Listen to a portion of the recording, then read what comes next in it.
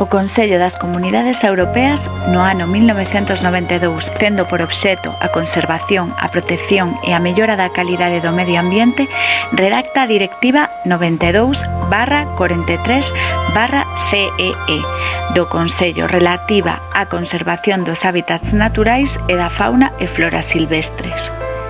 A directiva ten como obxectivo a protección dos tipos de hábitat naturais e as poboacións de especies silvestres da Unión Europea e identifica 200 tipos de hábitats e máis de 900 especies como de interés comunitario e crea unha rede ecolóxica de zonas especiais de conservación co nome de Natura 2000. Dentro da Directiva Hábitat atópanse varias especies de bolboretas. As bolboretas morfolóxicamente son artrópodos, é dicir, teñen o corpo dividido en 3 partes diferenciadas, a cabeza, o tórax e o abdome, e pertencen á orde dos lepidópteros, cos que comparten unha característica principal: teñen as ás con escamas. As escamas van colocadas unhas enriba das outras, como as tellas dun tellado, e poden ter de 200 a 600 escamas por milímetro cadrado. Lembrades vos daquela crenza que advertía que tocar as ás das bolboretas quedaban sen o po que lles permitía voar?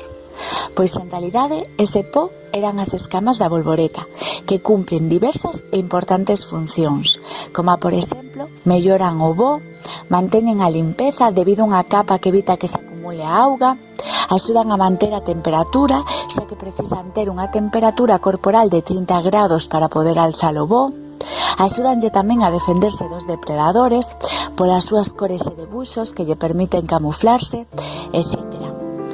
Pero como ben saberedes, as bolboretas non teñen sempre ás, xa que sofren unha metamorfose completa, na que van mudando ao longo de 4 fases: de ovo a iruga, de iruga a crisálida e de crisálida a imago ou bolboreta adulta. En cada unha destas fases cambia os seus actos, comportamentos e niveis de actividade. Mais falemos un pouco de cada unha destas etapas.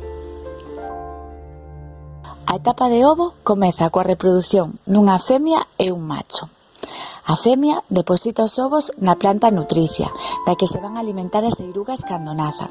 Dependendo da especie, os ovos poden ser depositados nun montón de fileiras, aillados, en grupos, deixándoos caer na folla.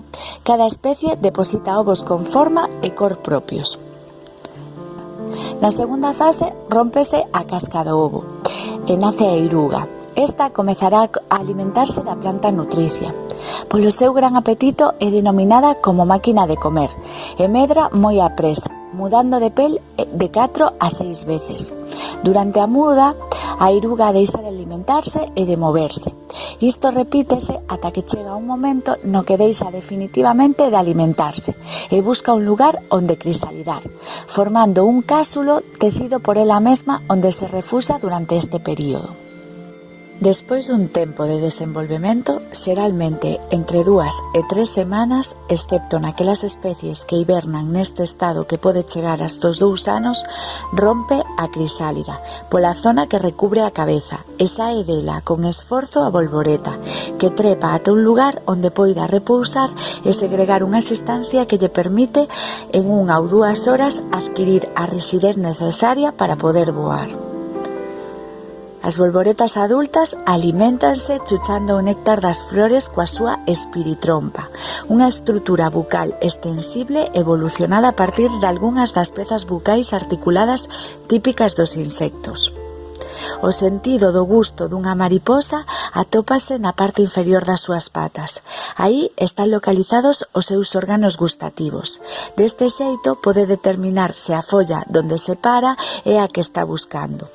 Como curiosidade, dicir que a intensidade do sentido do gusto é 200 veces maior que a do ser humano. Na etapa adulta, a misión da bolboreta é a reprodución e busca unha parella coa que aparearse para poder seguir mantendo a especie.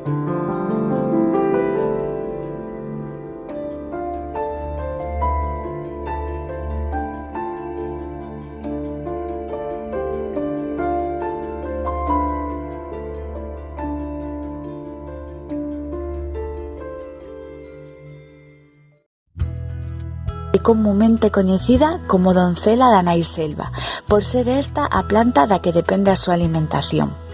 A especie está presente en toda a Península Ibérica e na meirande parte do continente euroasiático. Localízase entre o nivel do mar e os 2200 metros. É posible atopalos en zonas boscosas onde haxa nai selva e tamén en matogueiras de baixo porte ou tamaño medio.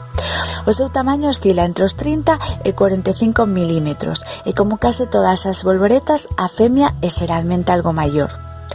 A posta faise na parte inferior das follas da planta nutricia, en maio e xuño, podendo pôr ata aproximadamente 350 ovos nunha soa posta.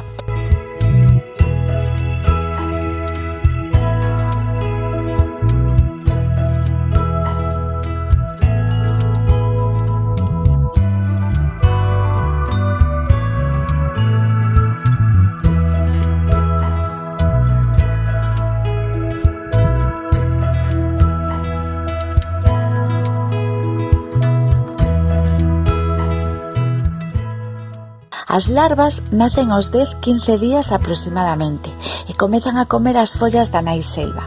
Son gregarias, é dicir, viven en comunidade e construen niños coa seda que segregan. Estas mudan 3 veces a súa pel e pasan dunha cor clara ao negro para a hibernación. Para este período construen o niño común onde estarán en diapausa aproximadamente dende finais de xullo ata o mes de febreiro ou marzo, que interrompen o letargo para saír a comer. Ao final da fase larvaria xa non son gregarias e non construen niños.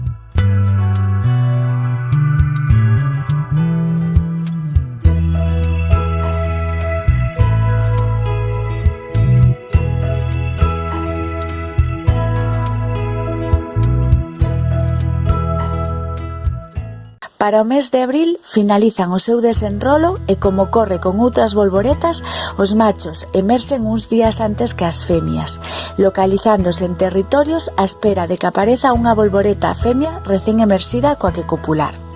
Cando atopa a compañeira, comeza a voar arredor dela nunha especie de danza de cortexo e unha vez se separan, o macho sela o abdome da femia cunha sustancia que impide que sexa fecundada por outros machos.